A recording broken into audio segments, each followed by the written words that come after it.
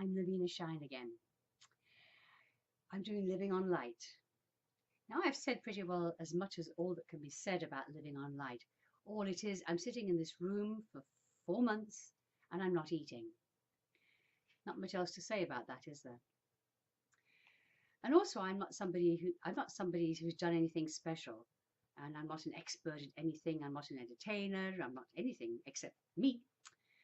So I thought what I'd do is just talk a little while about who this me is, just what I've done in my life a little bit, and just do little stories that come up every now and again. And if you like them, you can look at them. If you don't, it's okay. But I've actually had a very adventurous life. I'm 65 now. Uh, but I just go as far as my very first adventure. I was born in Birmingham in England. You can tell by my accent I'm not from around these parts, if you're in America. And I went to a Catholic girls' convent school, which was lots of fun. I really enjoyed it. But, I didn't do much. You don't do much outside of your culture when you live in that environment and everybody you know is in that environment. And you don't read outside of that. You don't do anything outside of that. You don't talk outside of that. That's all I did. That's all I knew. And I just lived a standard kind of a life. It was fine. I enjoyed it. But there must have been something a little strange about me because I guess as I got older, I started doing things in a bit more adventurous way than people around me. When I was 18, 19, I was in teachers training college. By the way, I'm not going to give names or people's names or really places' names. I'm just going to be deliberately vague because generally people don't like to have their identity revealed. I mean, I can understand that. So I don't want to inadvertently put somebody in a space where they're known. So I'm just going to be vague. Use first names if I use names. So when I was 19 at college, that was kind of when I gave up my religion. I realized I didn't believe it anymore. I was a Catholic, of course. I'll talk about that another time. But the first thing I remember doing that other people might have called really weird was that my parents had gone to America for, I think, a couple of weeks, and they'd never been anywhere exotic like America, and we had relatives there. So they were away for 2 weeks. I was by myself in the house, and I'd been studying. I was at college, so I'd been studying all day for whatever I was studying for, and by about 10 o'clock I was really quite exhausted from not moving. So I just decided I'd like to go out for a walk, and we just happened to have forests fairly close by. I lived on a housing estate fairly close to London, but a new town built after the war. But it had been built within a forest, and we were right on the very edge of the new town, which meant we were right by the forest. So I'd often played in the forest and gone up there, and I knew it fairly well. But I'd never been there in the dark. I mean, parents don't let children go to forests in the dark. So in those days, it was all the rage to wear these gorgeous black cloaks. So I had my black pants on and my black top on and my black cloak around me. And I went off for my adventure through the forest. And, I walked around all the places I knew. And I like to go down paths I haven't been down before. So I wandered around different paths and did this and did that. And of course got totally lost. But it was a beautiful moonlit night. That's why I decided to do this. And because my parents weren't there. And so I was quite happy wandering around. But after a while, I was beginning to think, how on earth am I going to get back? Where am I? I knew eventually you'd have to come out onto a place where people live because the world is not that wild anymore. And So it was a couple, 2 or 3 hours, I think.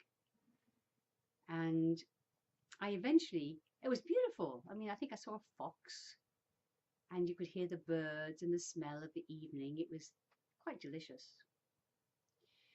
So eventually I came out on a road. Of course, I didn't know what road it was.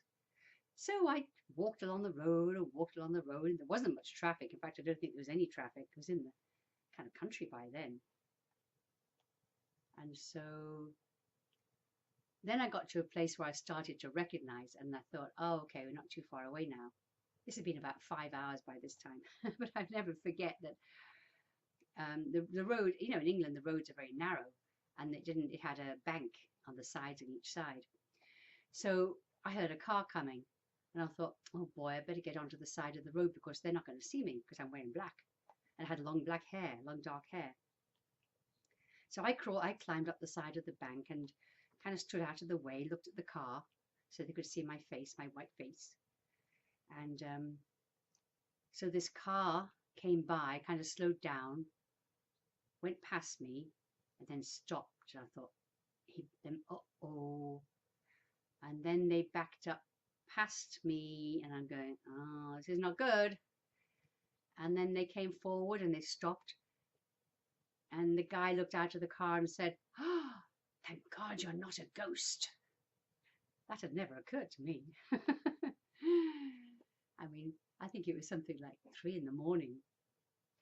This woman with long black hair, a black cloak and black pants. So that kind of an indication that I do weird things. So the next weird thing was I'd finished teacher's training. I was trained, fully qualified as a teacher. I'd done my probationary year in Liverpool, so I was free and clear. I could do anything I wanted to.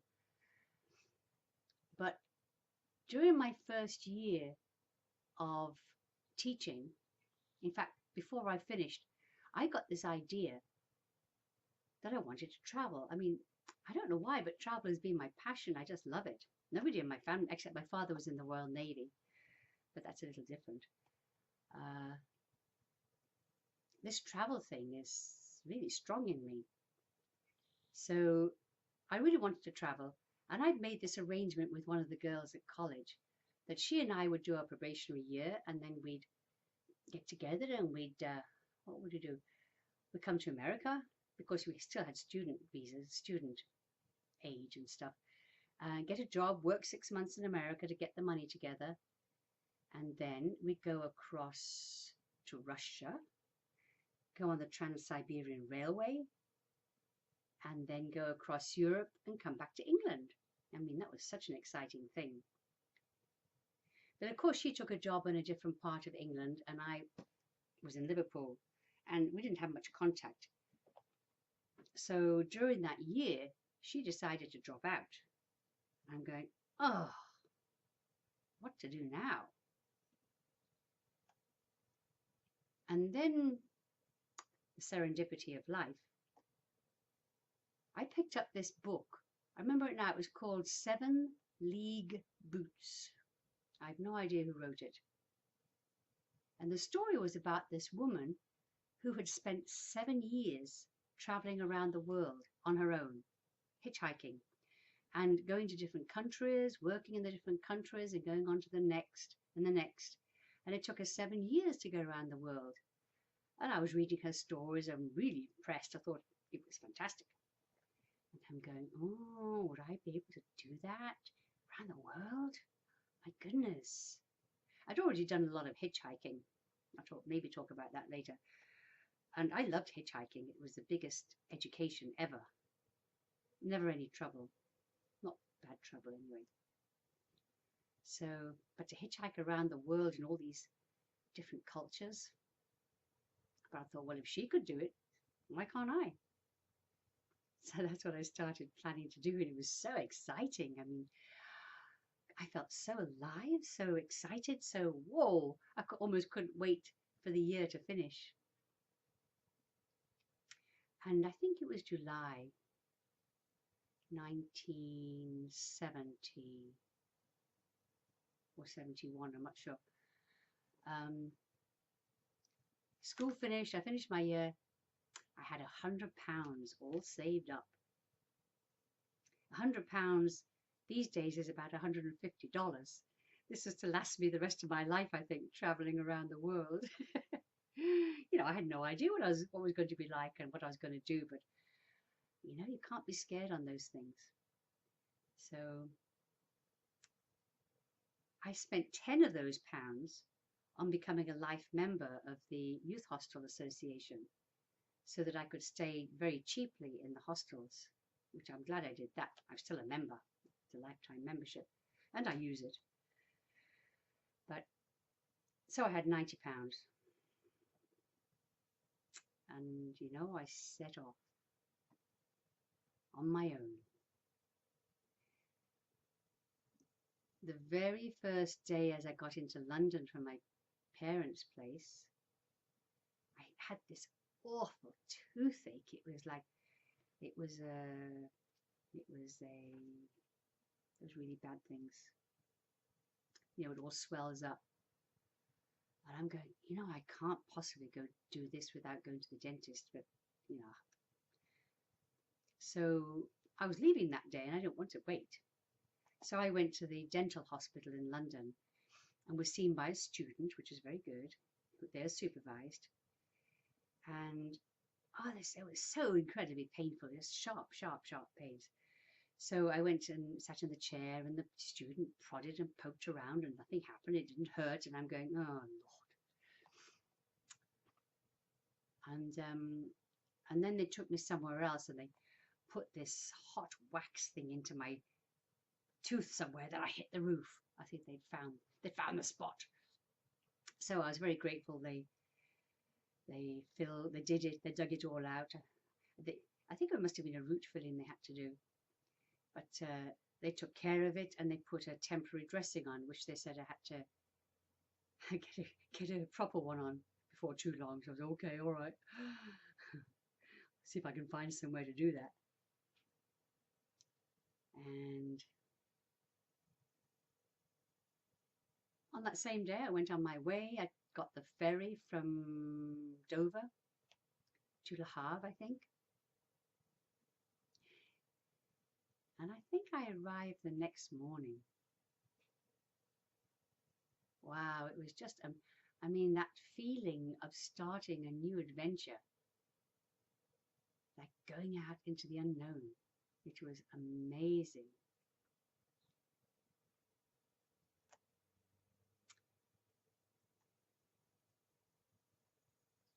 I just happened to have the book I wrote. Let me show you this. It's called One Girl Alone, a Bold, Adventurous Traveler. I wrote this years later from the diary that I wrote home to my mother. Of course, you don't tell your mother everything, but almost everything. So you can get that on Amazon. So Naveena Shine. I'm going to shamelessly promote my books. I've got 4 books that you can buy. There's 2 up on Amazon, and this is not on Amazon yet. It's supposed to have been done by Friday, but it wasn't. You can also get it at ebookstand.com, hard copy or digital. So, in a commercial. I'm not going to tell you much about it because I could be here all day. But I remember the very first person who picked me up. It was in Brussels. It was in Belgium. And I got my backpack. And I got myself to the side of the road. And all the guys, when they see a female coming out, especially with long hair, my age, they kind of move to the side and go, oh my gosh. And they let her go because she goes very, very quickly. So that's true. So I got this little small covered pickup stopped. And I got into the van and there was the driver and he spoke Flemish, which I didn't. I tried a little bit in my French, which was not very good. But I was so pleased with myself. And then I noticed what's that smell? And I'm kind of looking around for what this smell is, and then I heard a noise. So I looked around, and there was, in the back of the van, was this really huge pig. This guy was carrying the pig to the market. It was about 6 in the morning, and the mist was going, and my first ride was in this vehicle with a pig. It was hilarious. Well, I thought it was hilarious anyway. I started laughing, but I don't know how amused he was. But that was the beginning of my hitchhiking around the world. I didn't hitchhike around the world. I hitchhiked and by myself I was. I hitchhiked as far as Istanbul, all the way across Belgium. I don't know if I hit France. You know, such a long time ago, I don't remember the way. Got into Germany anyway. And Bulgaria and Turkey. And when I got to Turkey, I decided that it was way too dangerous now. I mean, it's okay hitchhiking in the part of the world where hitchhiking is acceptable. I mean, these are the 70s, the beginning of the 70s, and everybody hitchhiked in those days, men and women. Not many women on their own, but still they did it. College students and people picked people up, and it was great. It was like the best education I've ever had. So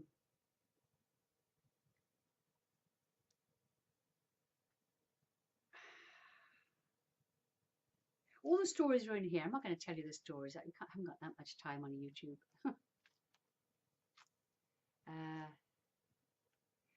But you know, I got a ride with these two guys, these two Iranian guys in a truck. And I would never normally get into a vehicle with more than one person, but somehow I did this. And we took forever getting into Turkey. Especially the trucks, they really check them well. I'm sure they pay bribes. But one little incident there, tell you how naive I was. I was really naive. I still am, actually. I got out of the vehicle while it was stopped, and I saw this person carrying these beautiful watermelons by the side of the road. I don't know that I've ever had a watermelon. We didn't have that kind of thing in England. We didn't have, my family anyway, we didn't have that kind of fruit. So I wasn't used to seeing them. And I got out, and here was this guy, and he was coming to give me a watermelon. I thought, how nice. Isn't that wonderful? And he was all smiles and everything else. And he gives me this watermelon. I'm looking at it and everything. And I don't realize I'm supposed to pay for it. Oh my gosh. But the truck drivers, of course, they knew. So they came out and they paid for it. And all was well. We ate the watermelon together and it was really good. I saw those guys in Iran later on in Tehran. Now, I can't tell you the whole story. It's just too much to talk about here. Maybe another one. You know, I got 4 months to go. If anybody's interested in more of the story, I can do some more YouTubes or little bits and pieces when we get the live stream up. In the meantime, you can buy the book. So yeah, I stopped hitchhiking after I got into Islamic country, Arab country, because it's just not acceptable in their culture, and oh boy, would I be in trouble.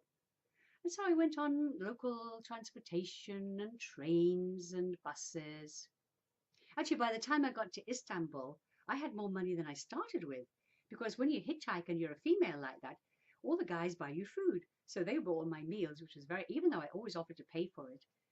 And then my Iranian friends, they changed money on the black market for me. I mean, they knew about those things. So by the exchange rate, I ended up with more than I started with, which pleased me all right. So yeah, then I was in Turkey, traveled through Turkey, got on a train down to Syria.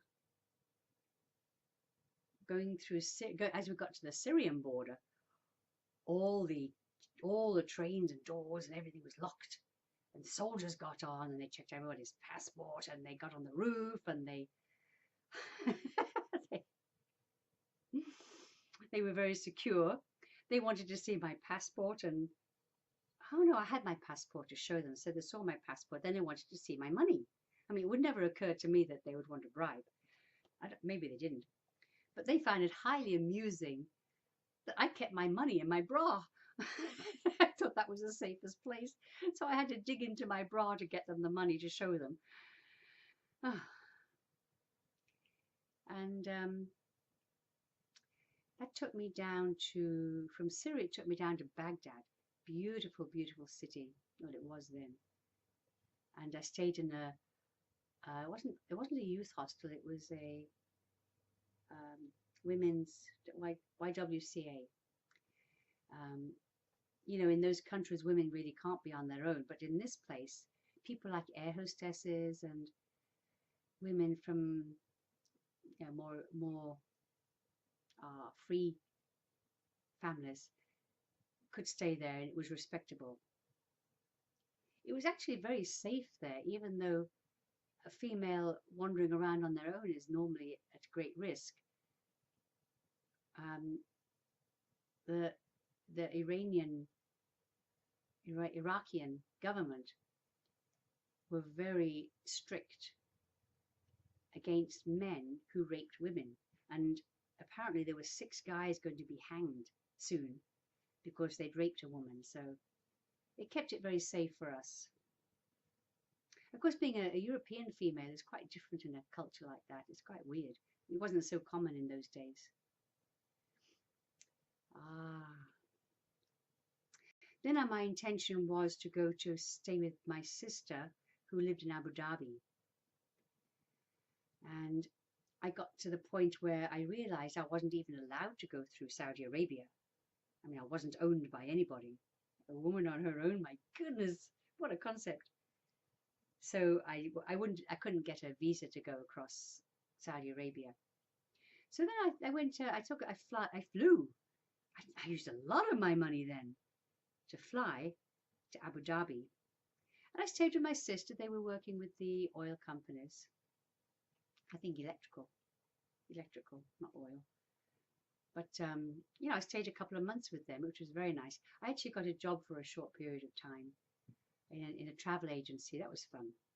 I think they only wanted me because I was female and European. I didn't do anything hardly. That was kind of fun. I like jobs where I don't do anything.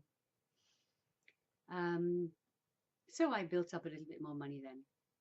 And when I left, I flew from Abu Dhabi to Pakistan. What's the south of Karachi? Yeah, all sorts of adventures. In Karachi, you know, I'm sightseeing all this time. It's not just a quick trip. This whole thing was 6 months. And Karachi, I went up north. I went up into the mountains. I went up to a place where the snow line was, the Swat Valley, SWAT, the Swat Valley. Got the train as far north as I could, but I wasn't equipped for the cold like that. So I came down after a couple of days. I had all sorts of, wow, I had some great adventures up there. all in the book. And maybe if you want to hear them sometime, I'll tell. I'm going to read these books, by the way. Once the live stream comes on, I'm going to do a story time and read chapters for you. And then you can download the audio file and maybe the visual file if we do one. We're not so good at the tech stuff these days. I'm not sure what's going to happen. So, oh, that's not very elegant, is it? You can tell I'm not a professional. So, where was I? Pakistan. From Pakistan, I stayed at the hostel in Lahore. It was in an old derelict palace or fort, an old derelict fort. I met some people there, and I traveled with a group of 3 guys into India, into Delhi.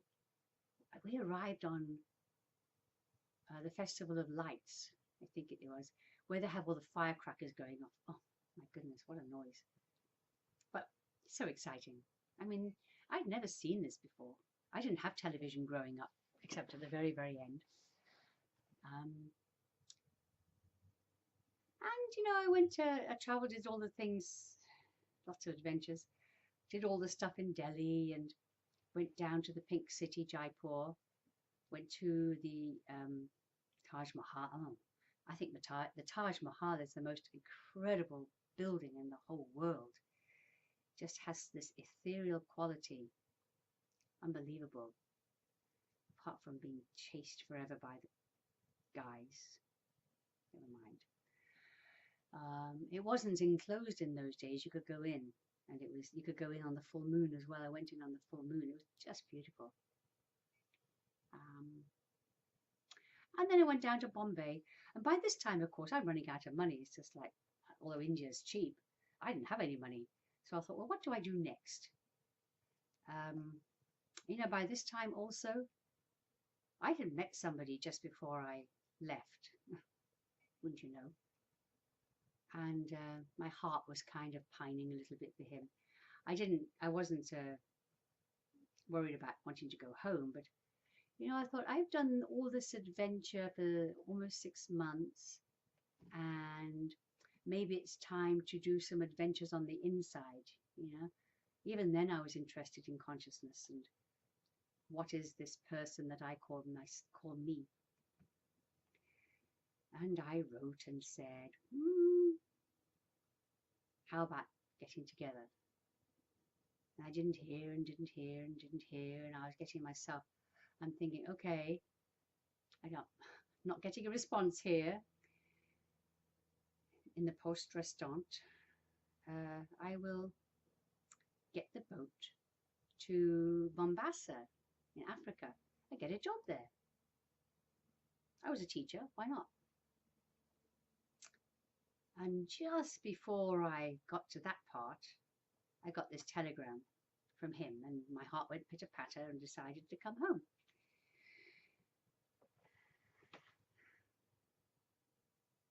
In those days, there were all these buses that went from London to, I guess, Delhi. Of course, those were the drug days too. I never bothered with drugs, but most people did. And they would come to India full, and then they'd drive back empty. So they would offer seats for fairly cheaply, and then you could go all the way back to London. But I only had enough money to get me back as far as Tehran. And so I thought, okay, I'll get the bus.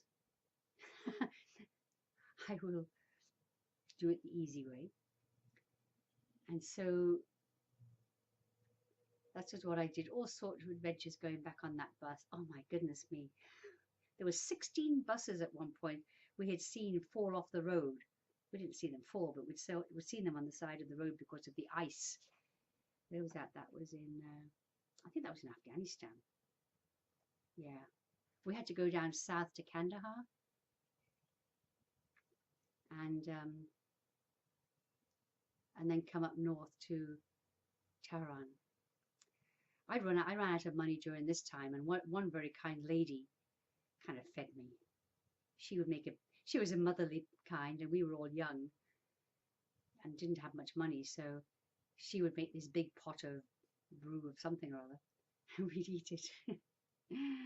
But I didn't have a penny. In fact, I had sent my mother a letter asking her if she would send me some money to the American Express office in Tehran. $100 or something. I'd left some money at home for some reason. How could I have done that? I think I just left an emergency fund, not thinking I would need it. So I was expecting to pick money up in Tehran, and if I did, then I'd go back on the bus with these guys.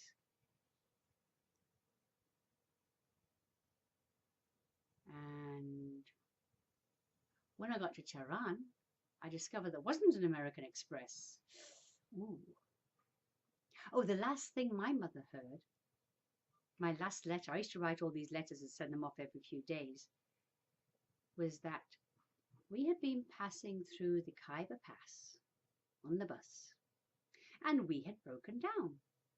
And if you are caught in the Khyber Pass at night, you get all these tribes people coming down and ransacking the bus, kidnapping the people, and I don't know what else, better not go there. And then I didn't have enough money for a stamp to send her anything to say that I'm okay. Of course, I didn't think of that. I mean, I'm a kid. What do I know about things like that? And I didn't have any money to send her a stamp. I didn't have enough money to eat. And when I got to Tehran, I called these truck drivers that I had met. They'd said, "Oh, stay with us when you come to Tehran. Stay with us when you come to Tehran." They were cousins. And so I called them, and I stayed with them and their families. It was really wonderful. But I found that my mother couldn't find any money. There wasn't any. And you didn't make phone calls in those days, certainly not from foreign countries. I discovered later when I got back to England that she had sent money, but she'd sent money to like the main bank, and it was there waiting for me, but I didn't know. I think we got it back eventually. But this Iranian family was so kind. They fed me. We did all sorts of sightseeing. The family were wonderful.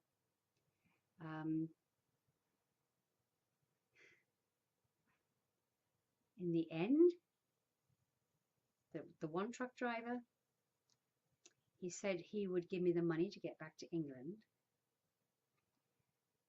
or he would like to marry me. Wow. We barely spoke the same language. But he was very sweet. I really liked him. But marry, oh my goodness. So I said, "Oh, thank you very much, England." So he was kind enough. He bought me a bus ticket all the way across Iran into Turkey, into Istanbul, and then a train ticket from Istanbul to England.